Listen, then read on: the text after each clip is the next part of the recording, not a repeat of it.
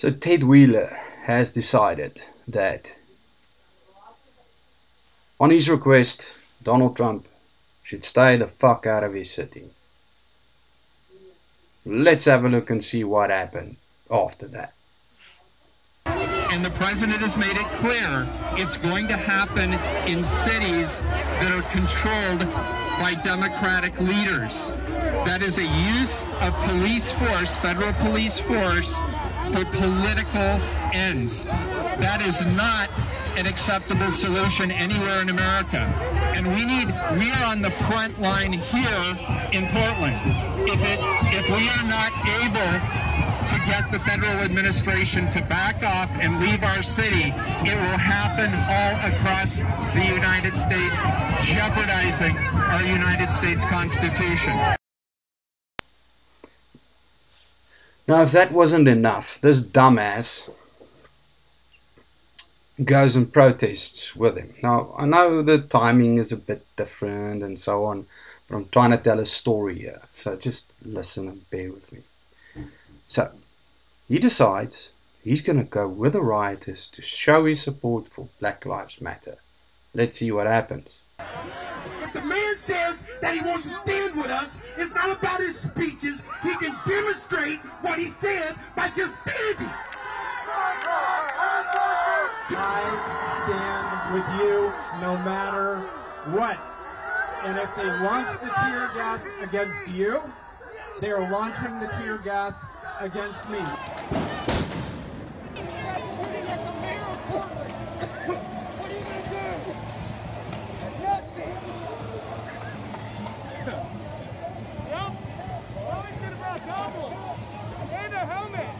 I first learned this taste from the PPB.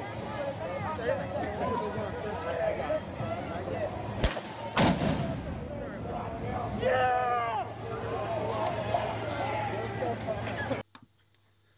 So Mr. Joe Biden in the Telegraph came out and said, well, once again, it's a UK newspaper that I'm reading, not a American newspaper.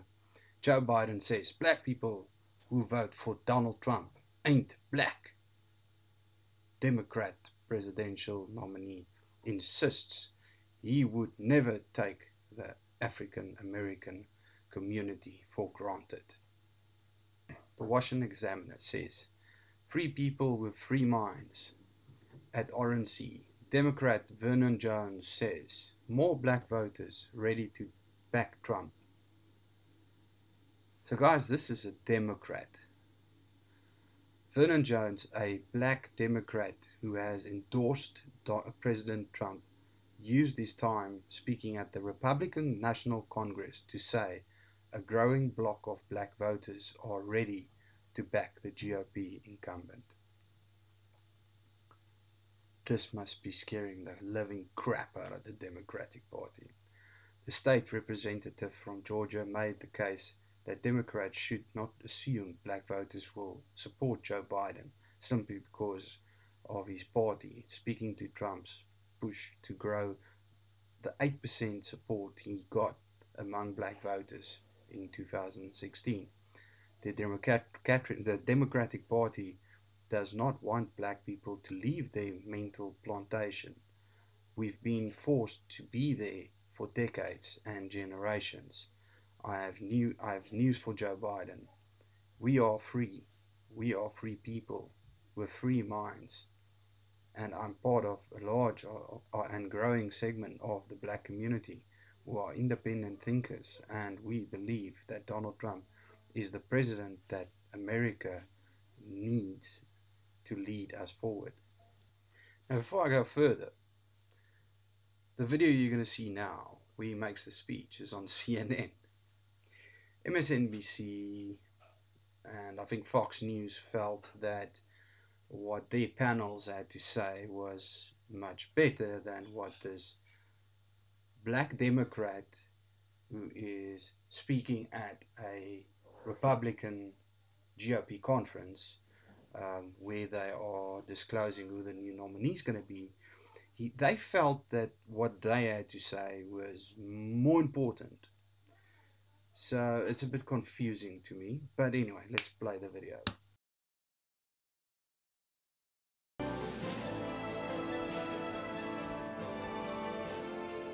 Hello, America. My name is Vernon Jones, and I'm a state representative from the great state of Georgia. As you can see, I'm a man of color, and I'm a lifelong Democrat, too. You may be wondering, why is a lifelong Democrat speaking at the Republican National Convention? And that's a fair question, and here's your answer. The Democratic Party does not want black people to leave their mental plantation. We've been forced to be there for decades and generations. But I have news for Joe Biden. We are free. We are free people with free minds. And I'm part of a large and growing segment of the black community who are independent thinkers, and we believe that Donald Trump is the president that America needs to lead us forward. This is no time for sleeping in the basement.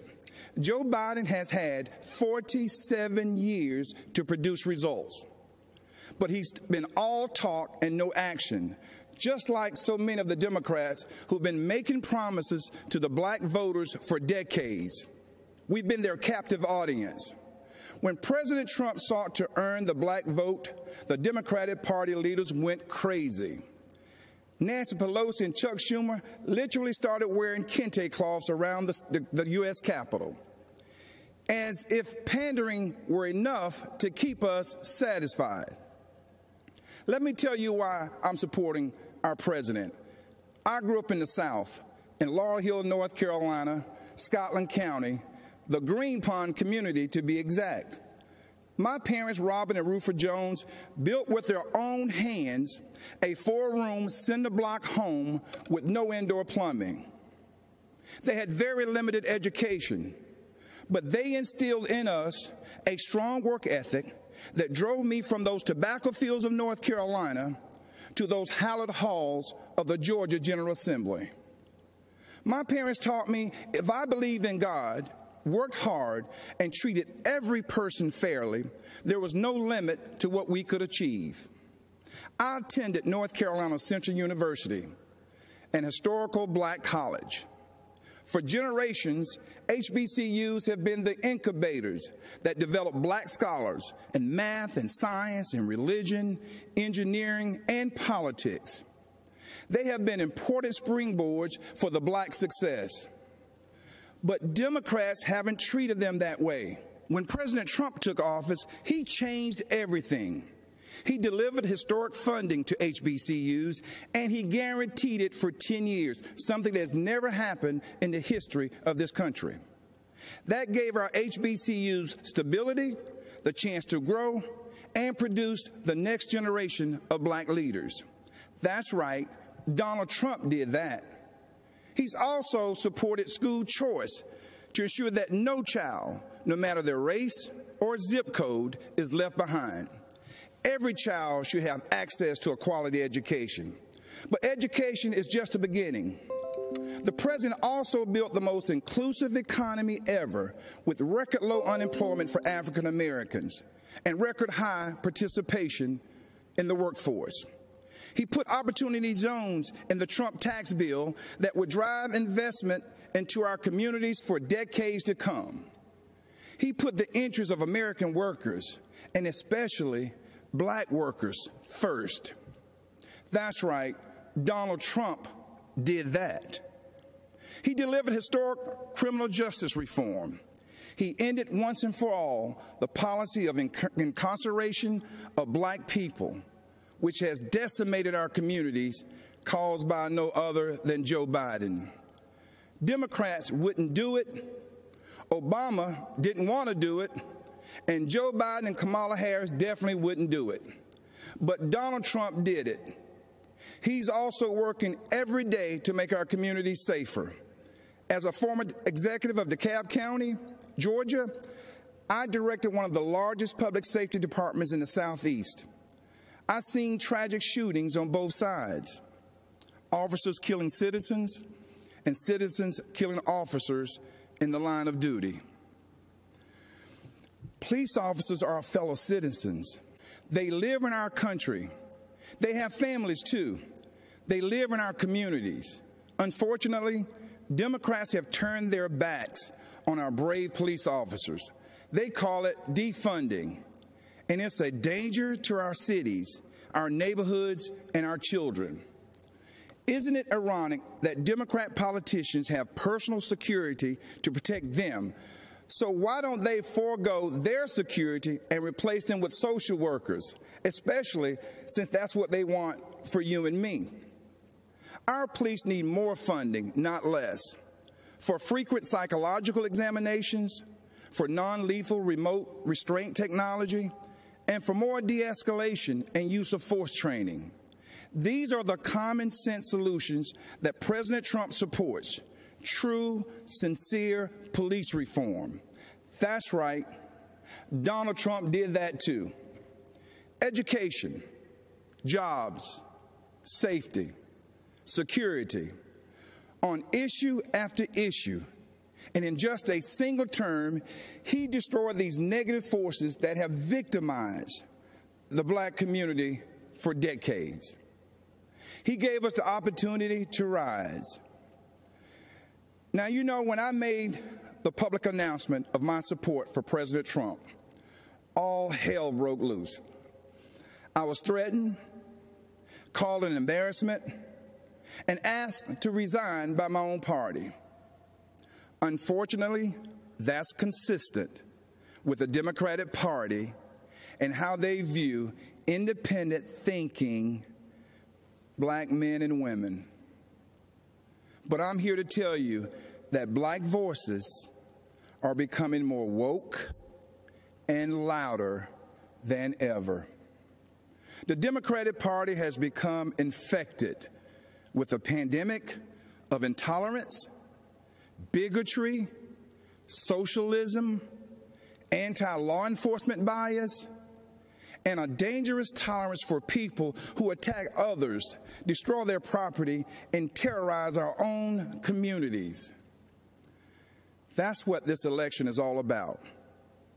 And that's why right now, more than ever before, America needs Donald Trump in the Oval Office for another 4 years. God bless you, and vote Donald J. Trump. Thank you. Now, as if that wasn't bad enough, when Ted Wheeler or somebody in his building phoned the police to come out and assist with the Black Lives Matter rioters or peaceful protests that entered the lobby and wouldn't leave, the police refused to come out. Where are those damn police when you need them? Then what happened last week as well? Donald Trump's long aged friend comes out and talks about how Donald is not a racist, blowing everything out of proportion. I'm Herschel Walker. Most of you know me as a football player, but I'm also a father, a man of faith, and a very good judge of character. I've known Donald Trump for 37 years, and I don't mean just casual ran into him from time to time. I'm talking about a deep personal friendship. I watched him as an owner of a professional football team. Right after he bought the team, he set out to learn. He learned about the history of the team, the players, the coaches, every detail. Then he used what he learned to make the team better. I watched him in the boardroom. He can be in the middle of a big meeting, but if one of the kids was on the phone, he dropped everything to take the call. He taught me that the family should be your top priority. I watched him treat janitors, security guards, and waiters the same way he would treat a VIP. He made them feel special because he knew they were. He understands that they are the people who make this country run. They clean, they cook, they build, they drive, they deliver. He told me, Herschel, make an effort to get to know people. Remember their names. That stuck with me. One time, I planned to take his kids to Disney World with my family. At the last minute, Donald said he'd like to join us. So there he was, in a business suit, on It's a Small World ride. That was something to see. It just shows you what a caring, loving father he is. It hurt my soul to hear the terrible names that people call Donald. The worst one is racist. I take it as a personal insult that people would think I've had a 37-year friendship with a racist. People who think that don't know what they're talking about. Growing up in the Deep South, I've seen racism up close. I know what it is, and it isn't Donald Trump. Just because someone loves and respects the flag, our national anthem, and our country, doesn't mean they don't care about social justice. I care about all those things. So does Donald Trump. He shows how much he cares about social justice in the black community through his actions. And his action speaks louder than stickers or slogans on a jersey. He keeps right on fighting to improve the lives of black Americans and all Americans. He works night and day. He never stops. He leaves nothing on the field. Some people don't like his style, the way he knocks down obstacles that get in the way of his goals. People on the opposing team didn't like when I ran over them either, but that's how you get the job done. I pray every night that God gives him more time. Give him 4 more years. He has accomplished so much almost all by himself on a constant attack. But there's still more work to be done. If you love America and want to make it better, Donald Trump is your president. He's my president, and I'm blessed to call him friend. So what do you have to say about that? So Donald Trump isn't a racist, it seems. Plus, I think this week he signed off on pardon for a black woman who was working with people who went to jail. A woman that the Kardashians asked him to please release from jail, and which he did, even though the Kardashians aren't really, I don't think they're really big fans of him. So, and this is what happens when the army or the federal government or whoever is not the police and whose hands aren't tied and who has instruction from the president comes into your town.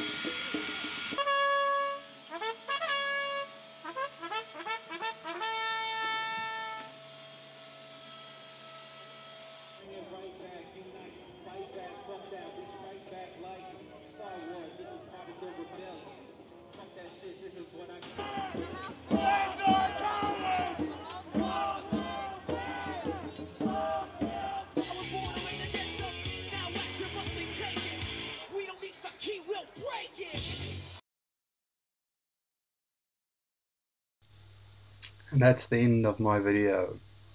Coming to your town very soon. These guys with their vegan sausages brine on a Weber. Guys, do you really want that in your cities? Is that what you want? Is that gonna happen? It's coming. It's really coming. And with idiots like the mayors that you have at the moment. 2 cops were shot in Chicago the other day. This idiot of a female Democratic person was going on about a police officer that showed somebody a one-up and how she's going to prosecute him. Now she's got all this bullshit to say about how sad they are about the police officers. These people are crazy. They have no moral compass. They swing from one top to another. And I don't get how people can vote for them. Now, I haven't got a lot of choices to vote for in South Africa, because we have far left and then further left, so I get why I have sort of a problem with voting, but you guys don't have that problem. And the fact that 50% of your country is still stupid enough to vote for them. But they are saying that the polls are looking at, Rasmussen's polls are looking at over 50% of the black vote going to Mr. Trump. And it might even be more. So let's see what happens. Keep on fucking up the cities. Black Lives Matter.